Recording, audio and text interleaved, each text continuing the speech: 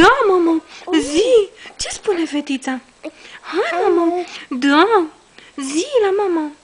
Hai, da, mamă. Hai, mai spune. Mai spune tu, mamă, tu. Da. Ce mai spui la mama? Haide. Da, mamă, bum, bum, bum, bum, bum, bum. Da. Ai fost plecată la plimbare? Da. Da, mamă. Da. Unde, mama? Ce ai văzut astăzi? Ce cauți? Papa? Da, mama. Da? Unde a fost Alexia? Unde tu, mama, tu? În Sibiu, la grădina zoologică? Da, mama. Da. Ți-e foame? Acum e foame. Cred că acum ne supărăm și vine foamea pe la noi. Da. Da. Zi. Uai, eu. Ce tu, mama, tu? Ce? Da. Da. Papa, mama, gurița aia mică, mică, mică. Zi, mama. Ua, ce povestitoare e fetița azi. Ce povestitoare e fetița astăzi. Da. Uai. Da. Tu, mami, mă topești.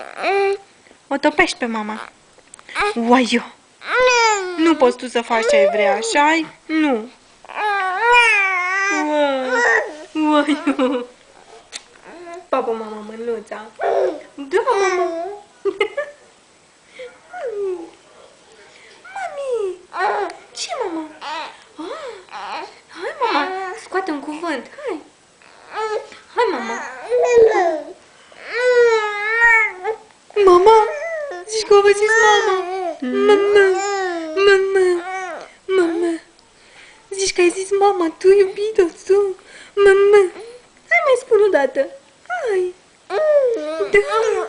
Da. Da.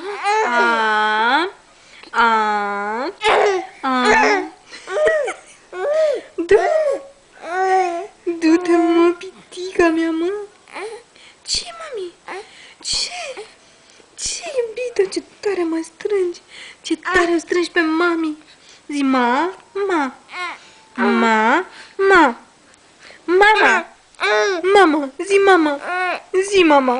Hai. Da, frumoasa lui mama. Gurița lui mama mică. Papa? Ce-ai văzut, mama, acolo? Ce-ai văzut?